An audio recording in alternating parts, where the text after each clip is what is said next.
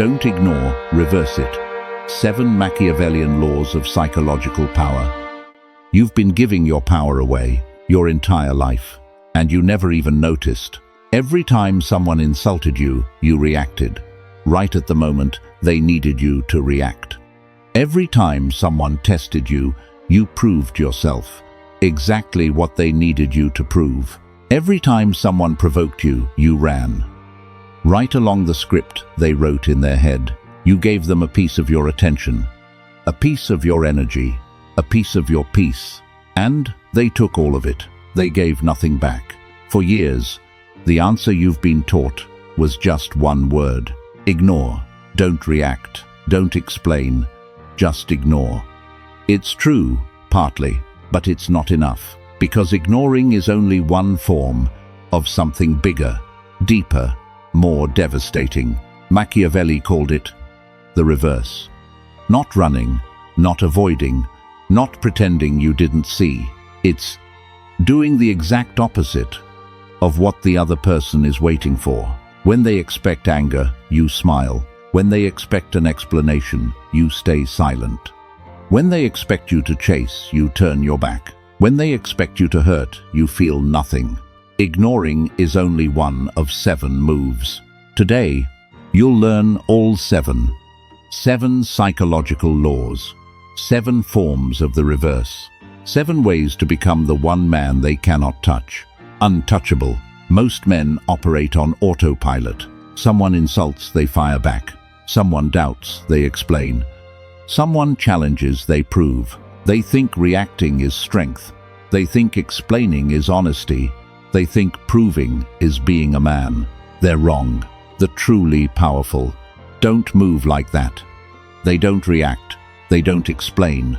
They don't prove. They reverse. That's the only word you need to remember. For the next 35 minutes, reverse. Machiavelli saw this 500 years ago. When he watched the princes, the ambassadors, the popes, he saw a cold truth. Real power doesn't belong to the loudest voice in the room. It belongs to the one who doesn't need to raise his voice. Over the next 35 minutes, I'll walk you through all 7 forms. You'll learn how to make someone obsess over you without saying a word. You'll understand why agreeing with your attacker is more devastating than any counter-argument. You'll see how forgetting someone destroys them deeper than any weapon ever could. But before we start, a warning. These 7 laws are strategic tools. They're built for situations where someone is draining you, manipulating you, testing your limits. They do not apply to your parents. They do not apply to your children. They do not apply to someone in real crisis. They do not apply to the people who truly love you. Used wrong, you don't build power, you build loneliness. Remember that. Then drop the first affirmation in the comments. 2 words. I'm untouchable. Mark the moment you decided to take your power back. Let's begin. Law 1. Reverse the expectation. The first law, the foundation. Master this one, and you already own 40% of all 7. Here's what almost nobody tells you.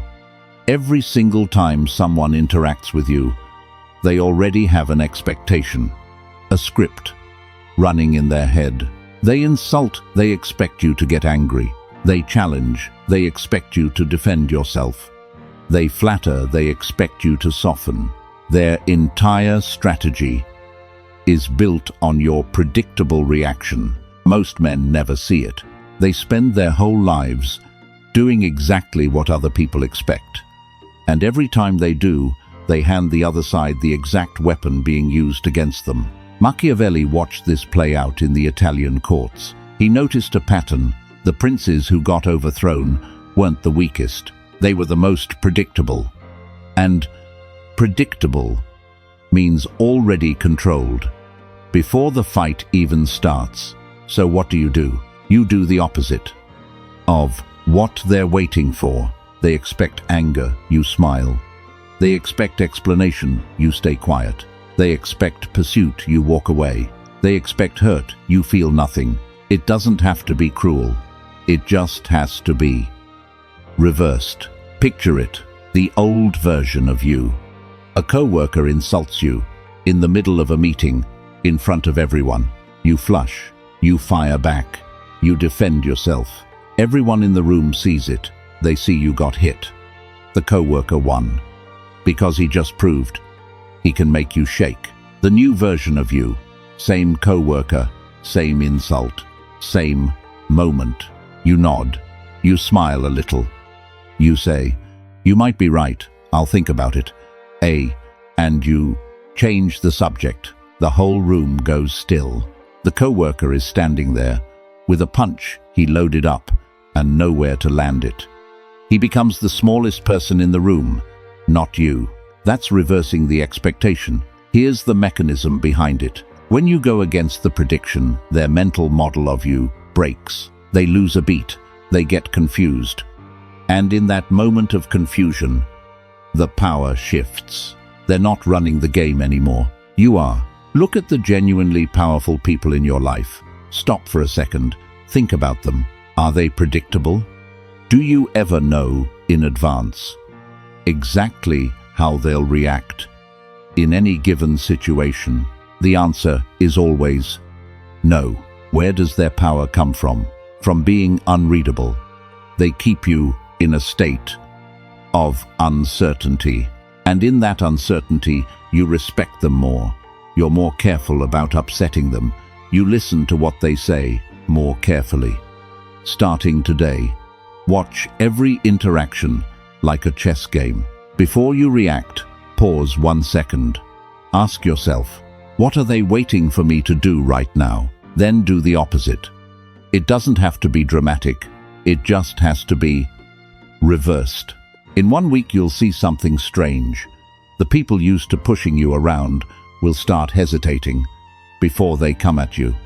In a month, they'll start asking for your opinion instead of imposing theirs. In 3 months, they won't even try anymore, not because you got scarier, but because you became unreadable. And what can't be read is what human beings always respect. Machiavelli understood that. The most dangerous enemy is the one you can't see through. He watched princes with no army defeat princes who had armies just because they couldn't be predicted.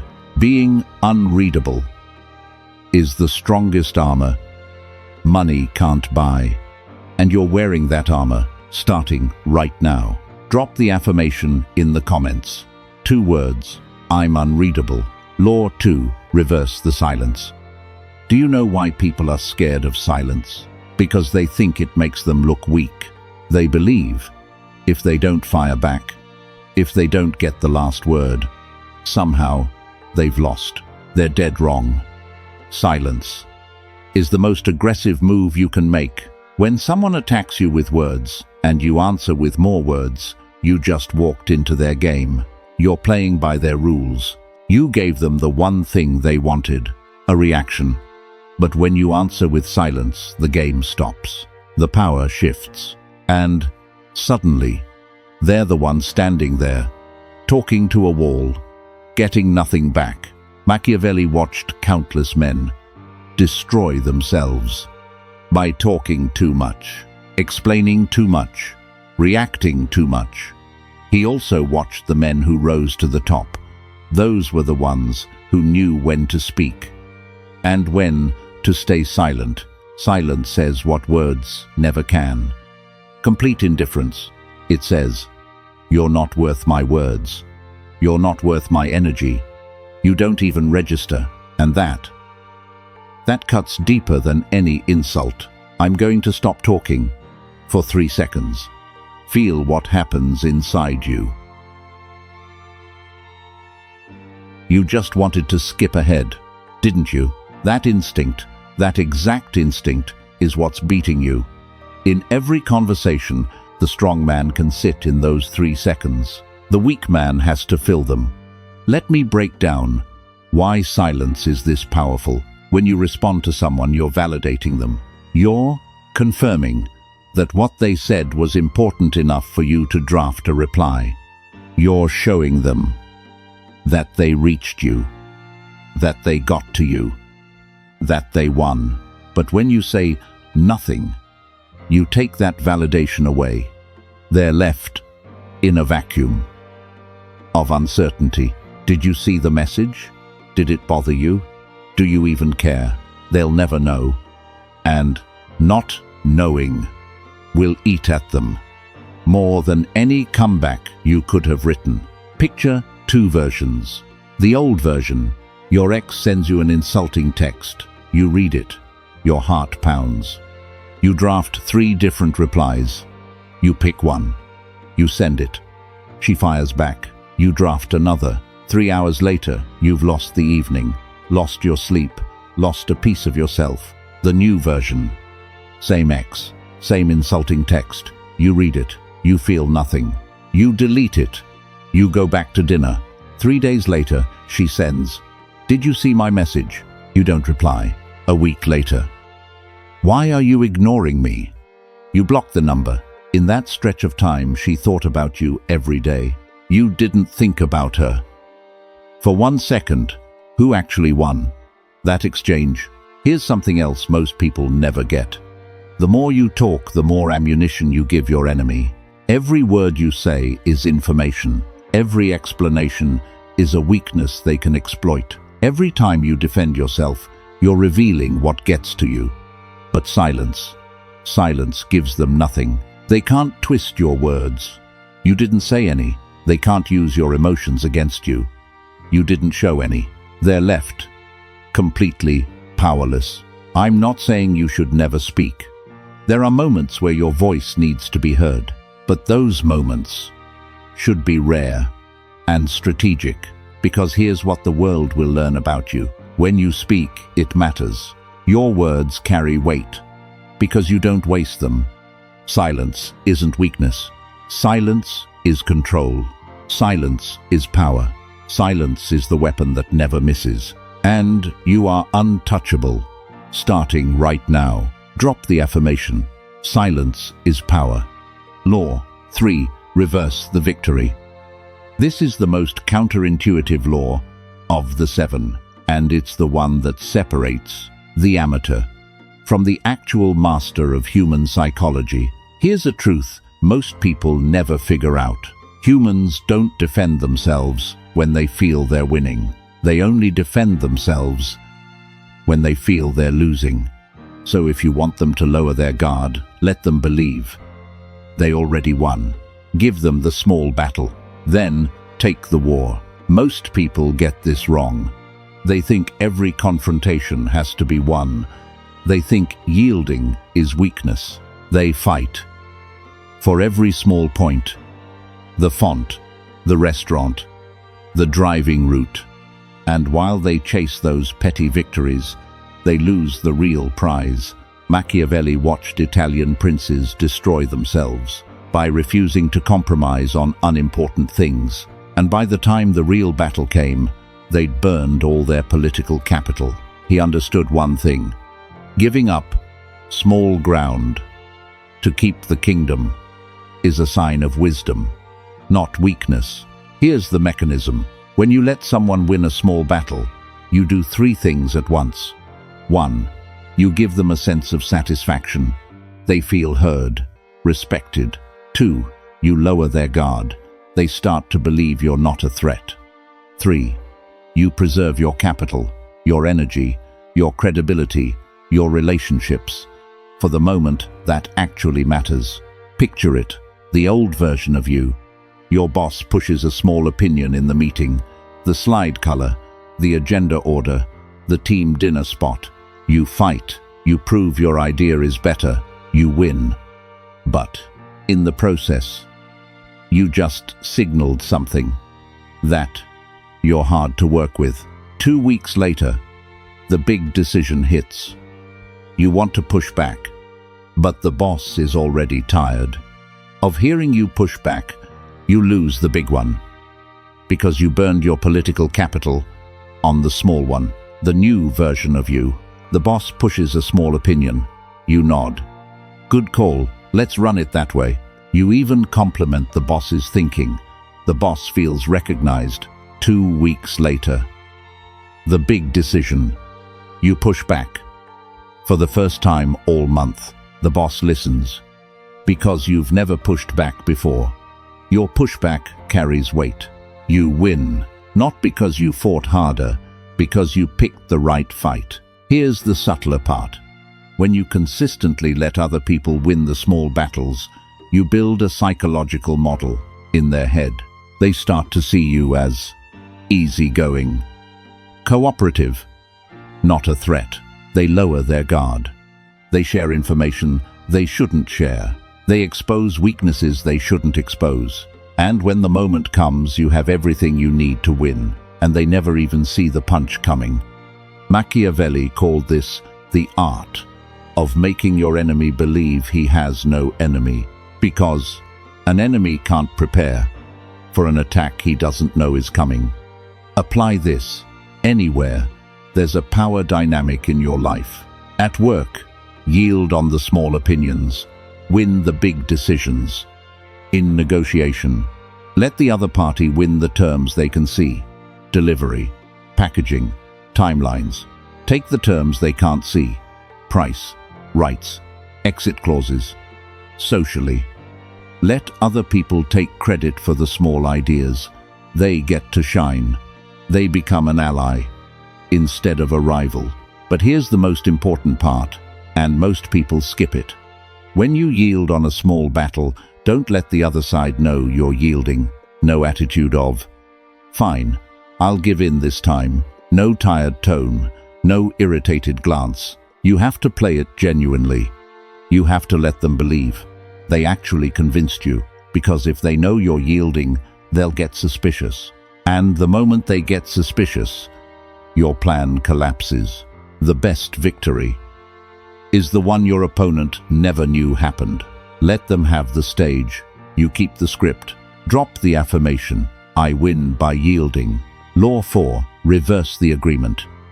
This is the law that most men never even discover, and that's exactly why they stay in the losing position their whole lives. This law goes against every protective instinct you have. It asks you to do the craziest thing imaginable in the moment of being attacked. Agree. Someone attacks your instinct, says, push back. Someone insults your instinct, says, hit back. Someone accuses your instinct, says, deny. But here's the thing. Most men never understand. The person attacking you doesn't actually want to win the argument. They want fuel. They want a reaction. They want your resistance. Because resistance is what feeds the attack. No resistance, no attack. So if you want to kill the attack, take away the resistance. Agree with them, but not agreement out of submission. Agreement as demolition. Here's how it works. Someone says to you, you're a selfish person. The old you says, no, I'm not. And you just walked into the trap. Now you have to prove yourself. And while you're proving, you just gave them the stage, the time, the energy. The new you says, you might be right. Maybe I am selfish. Then you stop. No explanation, no justification, nothing else. What happens inside the attacker's head? Complete chaos. They came in ready for a fight. You just deleted the fight. They have no script for this. They have to adjust on their own, or back off in confusion. Either way, it's your win. Machiavelli watched skilled ambassadors disarm their opponents by agreeing, not because they actually agreed, but because agreement forced the other side to keep pushing forward, with nothing to push against. And with nothing to push against, their momentum becomes them falling on their own face. This is verbal jujitsu. You don't fight their force. You guide it through you and let it take them down on its own. 3 real scenarios. Scenario 1. A coworker says, your project is going to fail. Old you. No, it won't. Let me explain why. New you. Might be. Time will tell. Then you walk on. The coworker is standing there alone, with a negative prediction, and nobody to fight. He looks like the troublemaker, not the critic. Scenario 2. A family member says, You're never there for me, old you. I was there. Remember this time, and that time, and you just handed them a list to pick apart. New you. I hear you. I understand you feel that way. Stop. They wanted a fight. You didn't give it. They have to deal with their own emotion without being able to dump it on you. Scenario 3. Someone publicly insults you in front of a group. You think you're so smart, don't you? Old you gets angry, fires back. New you smiles a little. Sometimes I wonder the same thing about myself. Then you move on to something else. The group laughs. With you, not with the person who attacked you. But here's where you have to be careful. There are two kinds of agreement, and only one of them works. Weak agreement is when you agree because you're scared of conflict. Your voice shakes, your eyes drop, your body shrinks. People read the fear, and they push harder. Strong agreement is when you agree from a place of complete calm, steady voice, straight eye contact, relaxed body. You're not afraid of what they said, because you don't need them to think differently. You don't need their validation. You know the truth about yourself, and nobody can shake that. When you agree from strength, you send a signal that their words don't matter to you, and that is what makes them most powerless. Next week, when someone tries to bait you or accuse you, try one of these 3 lines. You might be right. I hear you. I understand you feel that way. Could be. No explanation after. No defense. No justification. Just agree and let the silence do the rest. You'll be shocked by the result. In 90% of cases, the attacker will get confused, back off, or contradict themselves. They came to fight. You didn't give them one. They don't have a plan B. You stay untouchable. Drop the affirmation, I disarm, by agreeing. Law 5. Reverse the presence.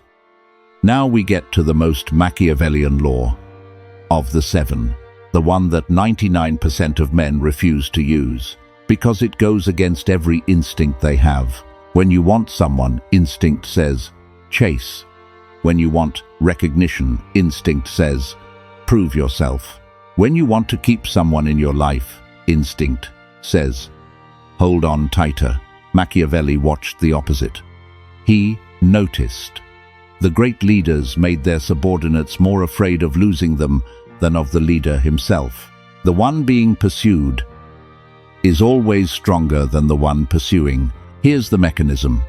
Human beings don't value what they have. They only value what they're at risk of losing. Familiar presence gets taken for granted. Sudden absence wakes them up. Pulling away creates a vacuum. A vacuum pulls. You don't have to chase. People will chase you.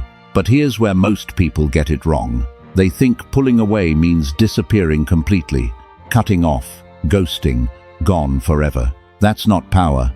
That's running away. Strategic withdrawal is different. It's being physically present, but still untouchable emotionally, showing up when it serves you, pulling back when it doesn't, making them feel your absence, even when you're standing right in front of them. Picture it. The old version of you. She doesn't reply to your text for 2 hours. You panic. You text again. You call. You ask her friends. You show up where she usually goes. She feels suffocated. The attraction dies. The new version of you. She doesn't reply to your text for 2 hours. You don't text again. You finish dinner. You go to the gym. You read. You live your life. When she finally replies, you answer 3 hours later. Short, calm. She starts to worry. What changed about him?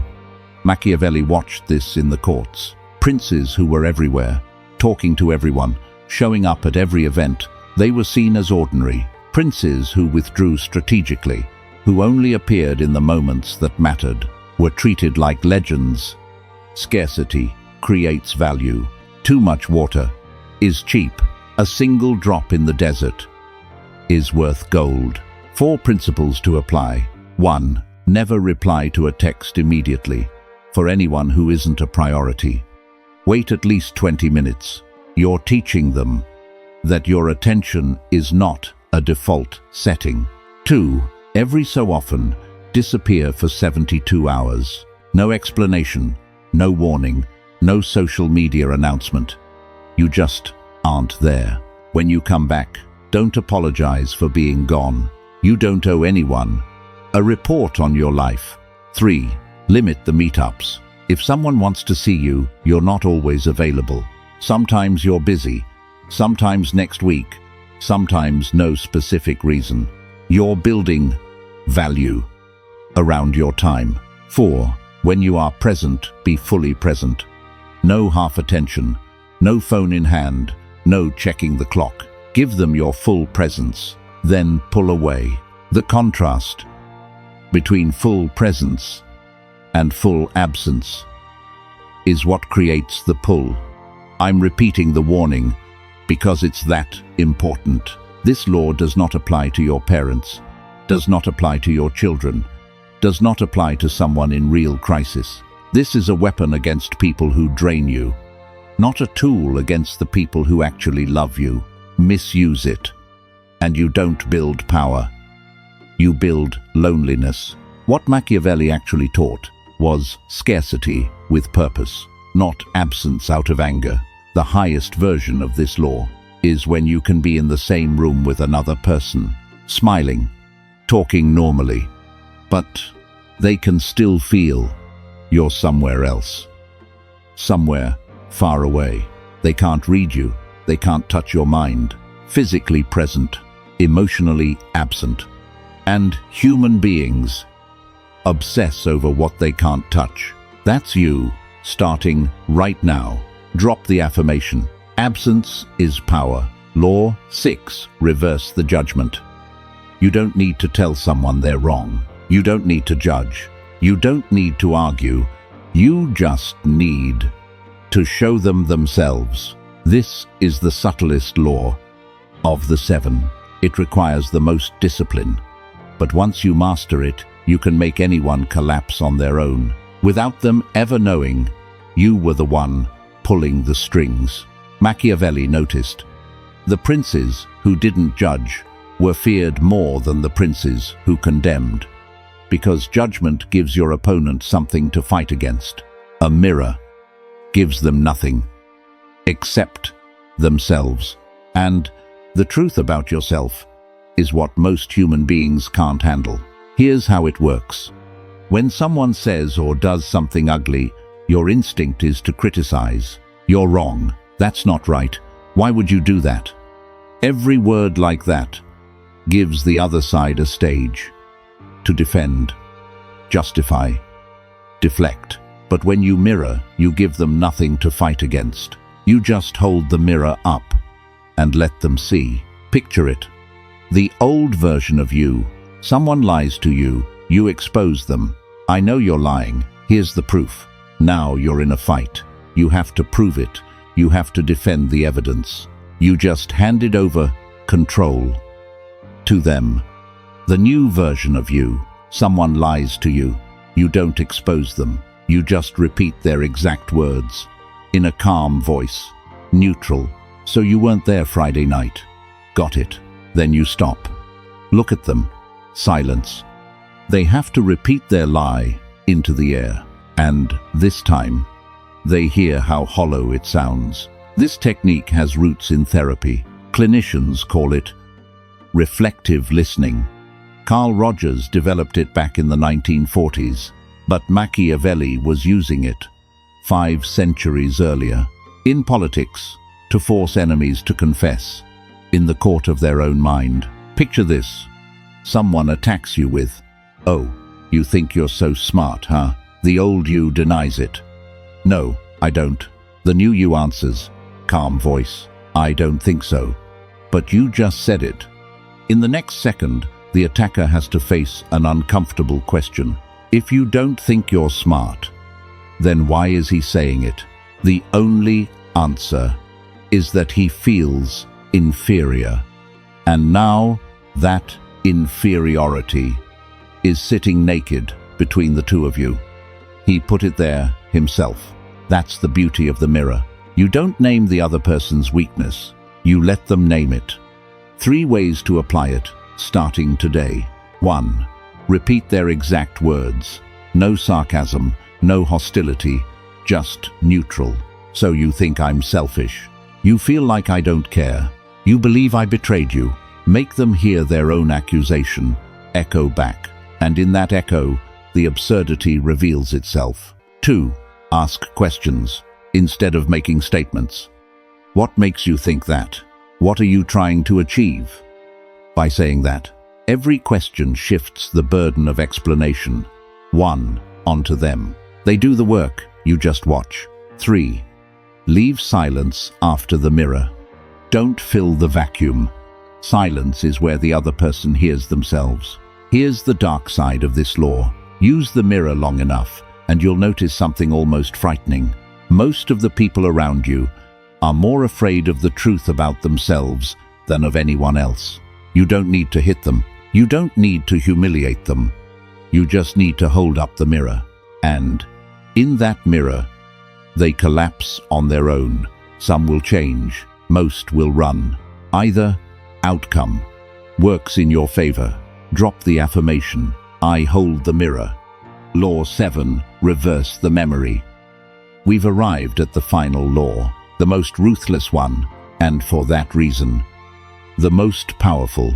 You've learned how to not react. You've learned how to use silence. You've learned how to agree, withdraw, mirror. But there's one last weapon.